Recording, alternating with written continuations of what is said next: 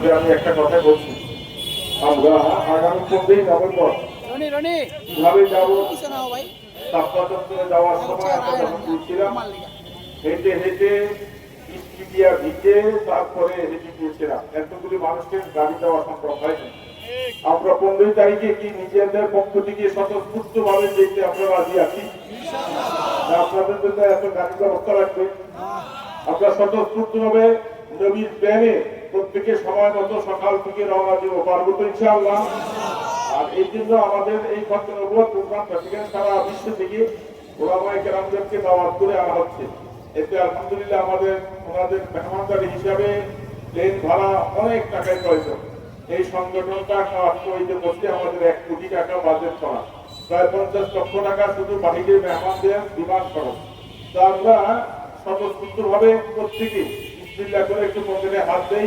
আর আমাদের ভাইরা যারা যারা এখানে আছি ওনারা একটু আপনারা সকলের সামনে উপস্থিত হয়ে যান। আমার ভাইরা ব্যাগ হাতে ব্যাগে নিয়ে এই মুহূর্তে আমরা বিসমিল্লাহ করে পকেটে হাত দেই। ছাত্র নবুয়ত সংগঠন কমিটিকে আমরা সহযোগিতা করি, এই উসিলায় যেন কিয়ামতের ময়দানে আল্লাহর নবী শাফাত পেয়ে যায়। সকলেই মেহরবানি করে অল্প সময়ের ভিতরে এরিয়া যাও, তাড়াতাড়ি সকলে তোমরা সবাই আমরা এই ফান্ডের মধ্যে আল্লাহর নবীকে সন্তুষ্ট করে আল্লাহকে সন্তুষ্ট করার জন্য আমরা প্রত্যেকে সহযোগিতা করব।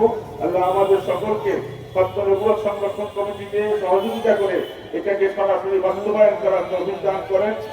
এই জন্য আমরা সকল ভাই তাড়াতাড়ি করে প্রত্যেকে আল্লাহকে খুশি করার জন্য আমরা হাত দিই পকেটে, যার সমস্ত যতটুকু আছে শরীর হয়ে যায়। আর 15 তারিখ অবশ্যই আমাদের বন্ধু বান্ধব আমরা সেটি স্কুল, দোকানপাট, নিজেদের ব্যবসা বাণিজ্যকে বন্ধ করে মদিনার নবীর প্রেমে পড়ে আমরা সকলে স্বতঃস্ফূর্তভাবে অংশগ্রহণ করবো।